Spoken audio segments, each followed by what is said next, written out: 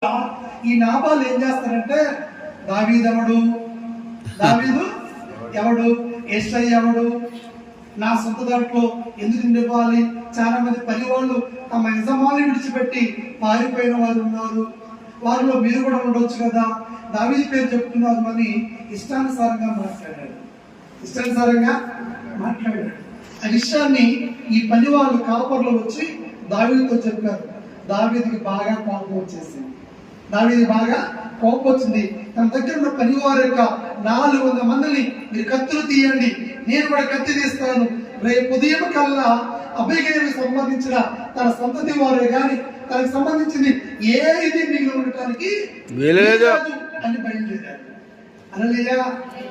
ఈ విషయాన్ని నాబాలు యొక్క పనివాళ్ళకి తెలిసి ఆ యొక్క యజమానుల దగ్గర నేను చెప్పాను, మా యజమానుడు పనికి మారిన వాడికి చెప్పిన ఉపయోగం ఏంటి లేదు. దానికి తన పరివారంతో కత్తి తీసుకొని రాబోతా ఉన్నాడు. మనకున్న దాని సమస్తాన్ని కూడా నిర్మూలన చేయబోతూ ఉన్నాడు. మనవాడు మన యజమాని చేసిన పనికి వెళ్ళబట్టి మనకున్న సమస్తాన్ని పోగొట్టుకోవాల్సి వస్తా ఉంది అని ఎప్పుడైతే అబీగయీలుతో తన పనివాళ్ళు చెప్పారో, నా బాధకి ఏమి చెప్పకుండా అబీగయీలు ఒక గాడిదని ఎక్కి తన పని వాళ్ళకు కొంతమంది చెప్పింది, ఇదిగో మీరు తమ కొంత పిండిని కొంత రొట్టెలు తీసుకొని నాకు ముందుగా మీరు వెళ్ళి ఆ పని వాళ్ళకి ఇచ్చి వాళ్ళు శాంతపరచండి, నేను కూడా వస్తానని చెప్పేసి ఈ అబీగయీలు బయలుదేరుతుంది. హల్లెలూయా.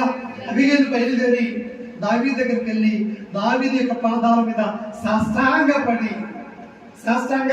పడి అయ్యా, నా భర్త తన పేరుకు తగిన గుణలక్షణాలు కలిగిన వాడు, మొరటువాడు, పనికి మాలిన వాడు, అతన్ని బట్టి కాదు కానీ ఇదిగో నా తప్పుగా అతన్ని క్షమించి నన్ను కాపాడమని ఆమె ప్రాధేయపడతా ఉంది. హల్లెలూయా. ప్రియమైన దేవుడి సంఘమా, ప్రియమైన దేవుడి బిడ్డగా, ఎందుకు ఈ మాటలు ఈ రాత్రి మీతో జ్ఞాపకం చేస్తున్నాను అంటే, మన కుటుంబంలో ఎవరో ఒకరు చేసిన అపరాధాన్ని బట్టి, ఎవరో ఒకరు చేసిన పాపాన్ని బట్టి ఈరోజు కుటుంబము చాలా నష్టాలు కలుగుతా ఉన్నాయి, చాలా ఇబ్బందులు కలుగుతా ఉన్నాయి.